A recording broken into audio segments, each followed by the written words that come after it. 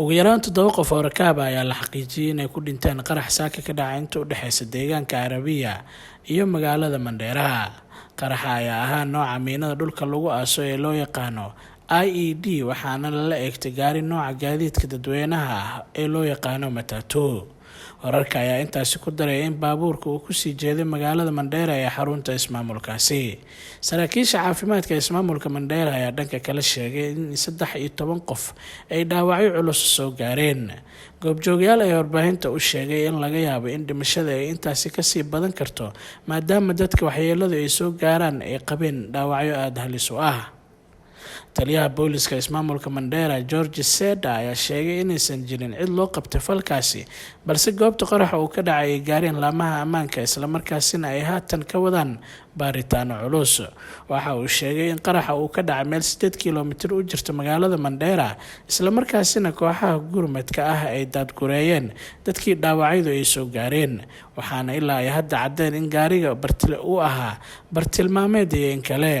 qaraxaasi maanta ka dhacay ismaamulka Mandheera ayaa ku soo aadayay kadib digniin dhawaan ay soo saareen dowladaha reer galbeedka sida Faransiiska iyo Jarmalka kuwaasi oo muwaadiniintooda ku nool dalka Kenya ugu digay inay dalkaasi ka dhici karaan weerar argagixiso qaasatan caasimadda Nairobi isla markaasina la beegsado goobaha ay ku badan yihiin dadka ajaanibta ah.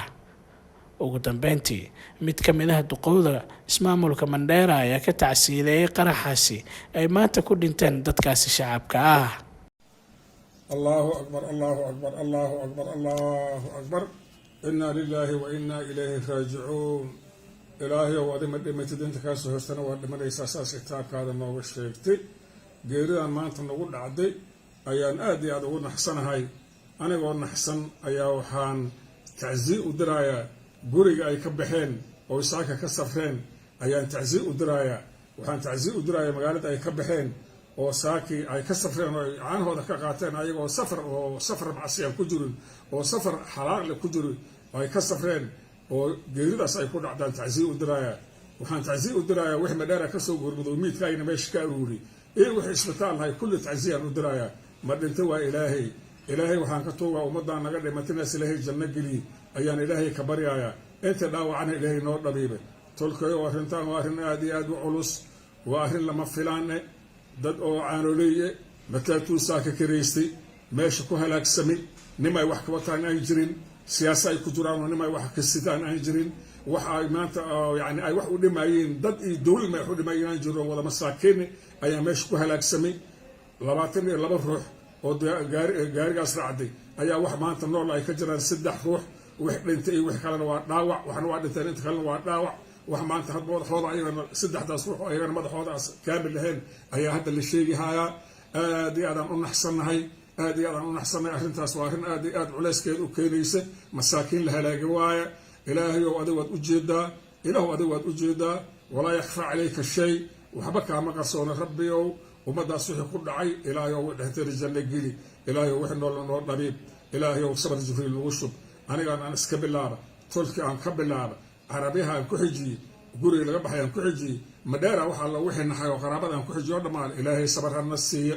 wax dhintay soo noqon maayiin. wixii maanta nala gudbo waa sabar inaan anaga iskaalmaysana, wixii dhaawacan dhabiibne, wixii aan duugno anaga aan iskaalmaysana waajib nagu ah. Nairobi aan joogaa wax alla wixii qaraabada iyo meeshaan joogo anigoo Sultaan Maxamuud Khaliife odagiinaan nahay. waxaan rabaa 8 saac in xafiiskan la iska soo xaadiray sida dadkaas gurmad looga sameeyo. wixii dhiig u baahan dhiig loo shubo, wixii soo qaad u baahan oo Nairobi dhaawacooda u baahan yahay loo soo qaado xafiiskan la iska soo xaadiray rabaa.